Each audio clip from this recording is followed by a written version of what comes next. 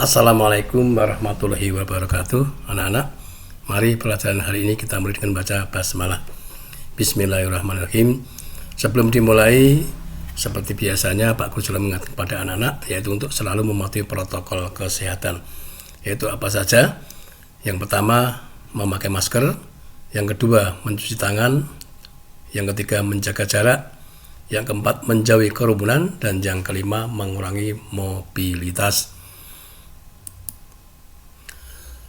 Selanjutnya pada pertemuan hari ini kita akan membahas pokok bahasan yang baru atau standar kompetensi yang baru, yaitu tentang koordinat kartesius.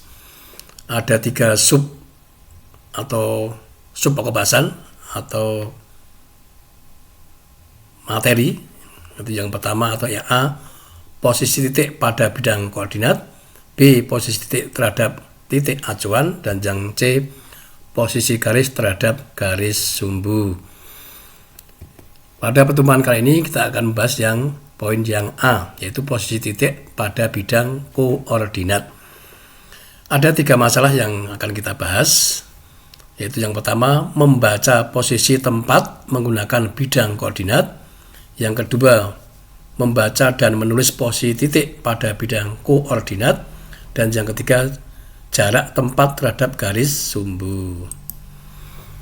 Baik, langsung saja yang pertama, membaca posisi tempat menggunakan bidang koordinat. Posisi tempat-tempat pelayanan pada gambar 2.2 ini sebelah ini ya, dapat ditulis sebagai berikut. Hotel terletak pada koordinat C,5. Hotel dilihat C,5 berarti melihat ke bawah dulu C, baru ke garis vertikal itu 5, C,5. Kita coba pada yang lain, yang bank. Bank berarti F,5. Cocok ya? Ya. Pasar F,10 ya, cocok. Kantor pos J,3 ya. Dan sekolah J,9 ya. Mudah kan anak-anak? Jadi angka yang di depan ini melihat, tarik ke bawah melihat angka pada sumbu X atau sumbu mendatar. Angka yang di belakang melihat pada sumbu yang vertikal atau sumbu yang tegak ya. Yang kedua, membaca dan menuliskan letak titik atau benda pada sistem koordinat kartesius. Cara membaca letak titik pada sistem koordinat kartesius sebagai berikut. A, menggunakan titik asal 0,0 sebagai titik acuan. 0,0 itu titik ini perempatan ini 0,0 sebagai titik acuan untuk menentukan titik A yang koordinatnya E, Z. B, nilai X pada sumbu X menunjukkan banyak langkah atau satuan pada arah mendatar, kanan atau ke kiri. C, nilai Y pada sumbu Y menunjukkan banyak langkah atau satuan pada arah tegak, yaitu arah ke atas atau ke bawah.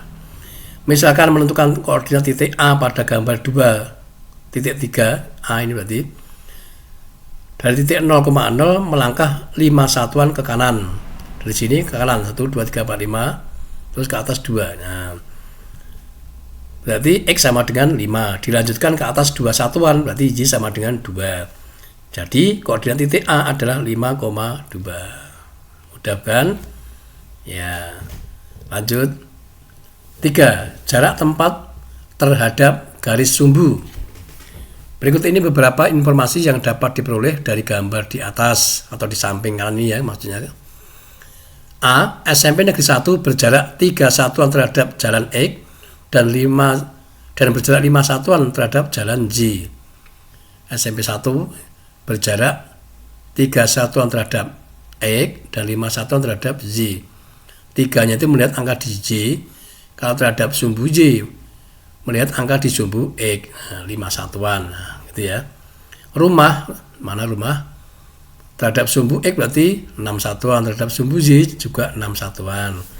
Meskipun ini negatif 6, tapi karena ini jarak, maka selalu positif. Pasar, ya, mana pasar? Nah, ini terhadap sumbu X berarti 2 satuan, terhadap sumbu Y berarti 4 satuan. Ya, mudah juga kan? Ya, sekarang contoh soal. Gambarlah titik K2,1, L8,1, M8,7 dan N2,7 pada bidang koordinat. Kemudian hubungkanlah titik KLMN.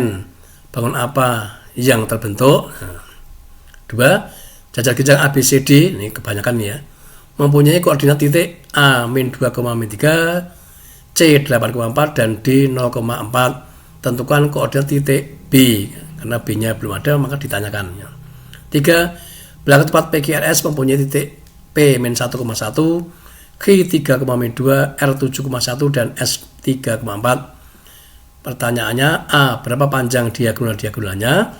B. Tentukan luas bidang belah ketupat tersebut. Jawab. Nomor 1, kita gambar dulu titik KLMN-nya.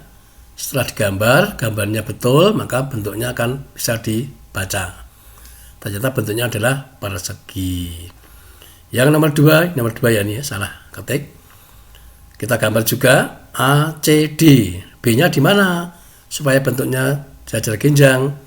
Ternyata B-nya di sini. Nah, ini di titik 6,3. Gitu ya. Soal ketiga kita gambar juga PQRS ini, PQRS ya.